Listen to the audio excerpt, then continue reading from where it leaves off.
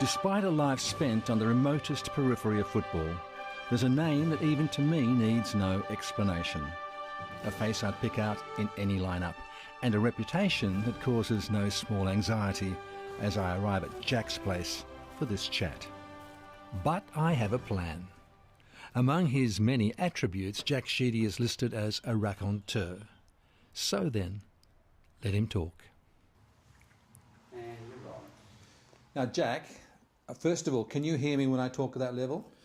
I think so. You think so? Because I can't see your lips, I'm just not quite sure, but still. Okay. Well, Now, if we stuff it up, we stuff it up. We do it again. We stuff it up. Yeah. Are you happy there, Lee? Yep. There's probably not too much Jack Sheedy's ever stuffed up. Freo born and bred, with a footballer for a dad, his life was set on one path, the Australian game. Well, it was part of our life. Football was on day and night. We spoke football all the time. And at the time, we had a couple of footballers, Wyburn Taylor and Roy McGlynn, two country footballers that lived with us as well. Move on to the war years and Sheedy's brief stint in the WAFL. That was during the war. I was in the Navy and played with South, played 8 games there, yes. Very good educational tour. Why educational? Well, there were big tough blokes playing football in those days, and I was only 17. And Jack Williams was centre-half back, and he was a big tough bloke, and he just said, "Kid, if anyone interferes with you, let me know and I'll handle them." Do you ever wonder, Jack, if you'd stayed in Melbourne, how your career might have progressed? Do you ever think about that? No, not really. I presume if I'd have stayed in Melbourne, I would have made the grade because they have good coaches and good players. But when I came back and joined East Fremantle, they went on to be undefeated in 1946. And that was the start of a very good football career as far as I was concerned. Probably the football understatement of the year. So now, Jack's back, small, nuggety, and occasionally in trouble. Well, I was a rover, and that's the way I was built, so you had no choice. My brother was taller and thinner, but I was built on the Sheedy lines, I think, short and thick. Did you find that you were the subject of unwanted attention on the field?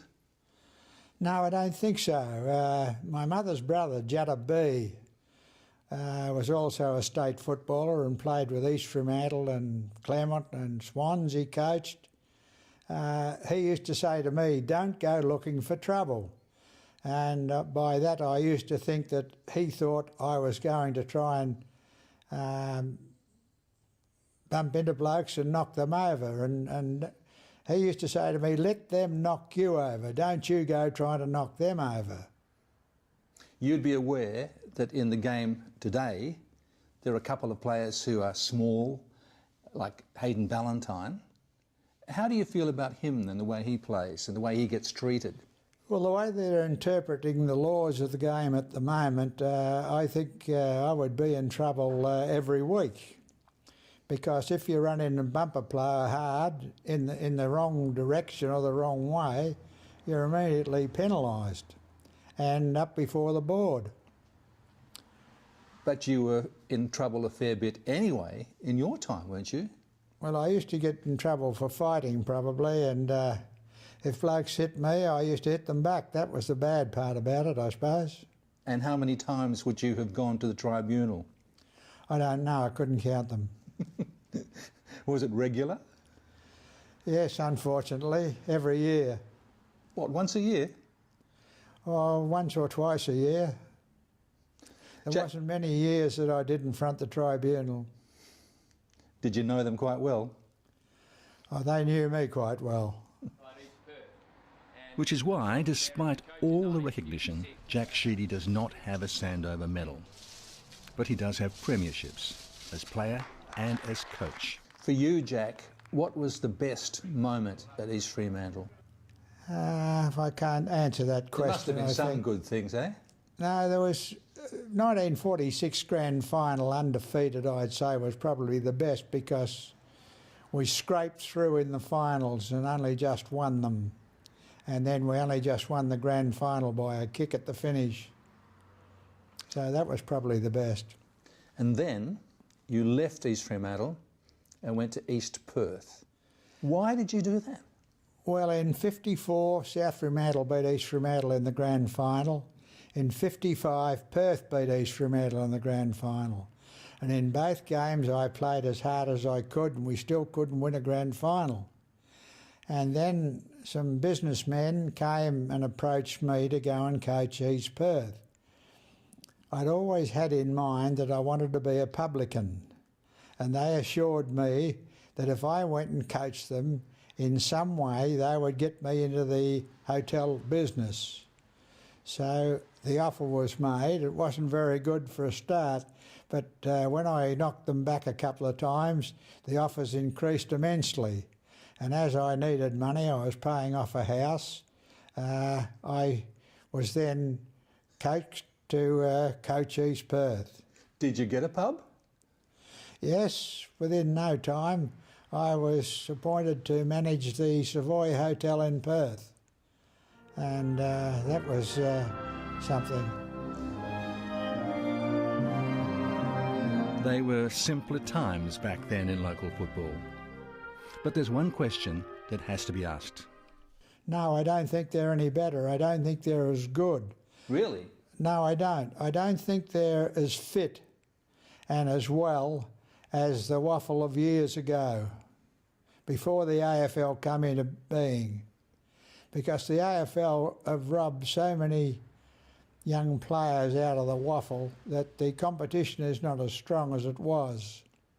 How would you survive in that competition today, do you reckon? Well, I'd certainly have to train a lot harder than we did in the old days. Like you appeared on a Tuesday and Thursday for training and then played the game on a Saturday. And often you'd have a couple of beers in between. And you particularly being a publican. Lovely, loved it. The people that you coached, Jack, Yes. did you make them into great footballers? Or were they great footballers anyway? No, I gave them the opportunity, I think, of what I thought they should do at times and how they should do things. Certainly I tried to teach players to kick better, to handball better, to mark better, and trained them accordingly. Now, it's up to them from then on how good that they become doing those fundamentals of the game. It's a long and celebrated life that Jack Sheedy is living. That being so, it's always worth asking who and what's been the inspiration. I had a friend called Ted Whitten who played in Victoria, and he is the best footballer I think I've seen. And little things that he said and told me and so forth, I put that in the brain box and kept it and used it wherever applicable. Whitten's a very smart man as far as football was concerned. Anybody else? Well, my father, I suppose, he taught me everything when we used to start in kicking the football in the paddock, and you've got to strive for perfection in whatever you do. I admire him for concentrating on that as far as I was concerned. And did you strive in those early days? I had to. You got the strap if you didn't. You got the strap if you didn't do football Well, my properly. father used to have a strap, a razor strap, and he used to tell you to do things and not do things, and if you didn't do it properly, you'd get a couple of whacks around the legs. Even playing football? Oh, yes. And that helped? He didn't mind. I did. So, Jack, what are you going to do now for the rest of your long life, and how much will football play a part? Well, at the moment I am vice patron of the Dockers, so I go to the Dockers whenever possible. I'm also go mostly to East Fremantle's games if I can. whenever possible I go to their games, more so than I do to East Perth these days. But I love the football, I love going to it. I love going to the races occasionally these days too, but getting a bit older, it's a bit harder to get around.